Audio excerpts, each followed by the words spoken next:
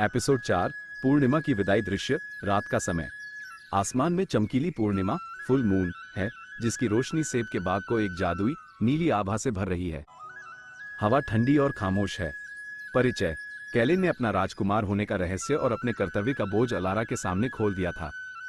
अब जाने का समय था।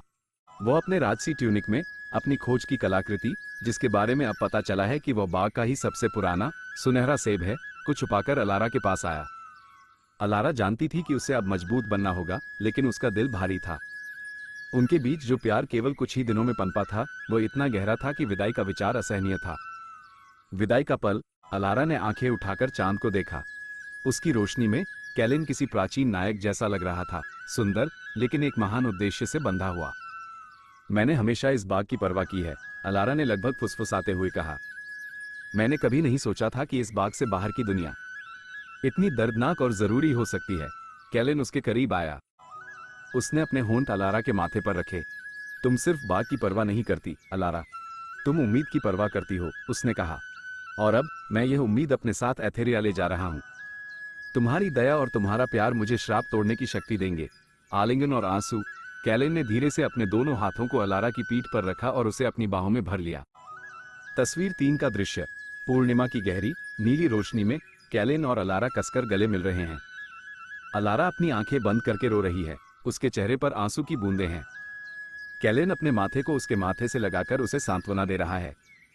चारों ओर सेब के पेड़ हैं और नीचे टोकरी रखी है। अब वे इसे भरने के लिए नहीं, बल्कि अलविदा कहने के लिए साथ हैं। वादा करो कैलिन, तुम खतरे में नहीं पड़ोगे, तुम वापस आओगे, अलारा ने सिसकते हुए कहा। मैं वापस आऊंगा, मेरी सेब के बाग की रानी, उसने धीरे से कहा। जब तुम अगली बार इस बाग में सबसे सुंदर और चमकदार फल देखोगी, तो जान लेना कि मैं आ गया हूं। मैं तुम्हारे लिए इंतजार नहीं करवाऊंगा। अंतिम दृश्य। एक अंतिम गहरा आलिंगन। फिर कैलिन ने अलारा को खुद से दूर किया, उसकी आंखों में देखा और फिर मुड़ा। उसने पूर्णिमा की रोशनी में जंगल की ओर कदम बढ़ा दिए। अलारा अकेली खड़ी रही। उसके बालों में कैलिन का दिया हुआ पहला फूल अभी भी था और उसके गालों पर आंसू बह रहे थे। उसने देखा कि कैलिन रात की घनी छायाओं में विलुप्त हो गया। कहानी का अंत। अलारा अपनी विकट टोकरी के पास घुटनों के बल बैठ गई। उसके हाथ में अभी भी कैलिन की गर्मी थी।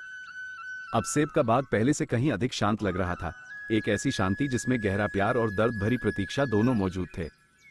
उसने पूर्णिमा को देखा और कैलिन के वादे पर भरोसा करते हुए उसके लौटने तक बाग की रक्षा करने की प्रतिज्ञा ली।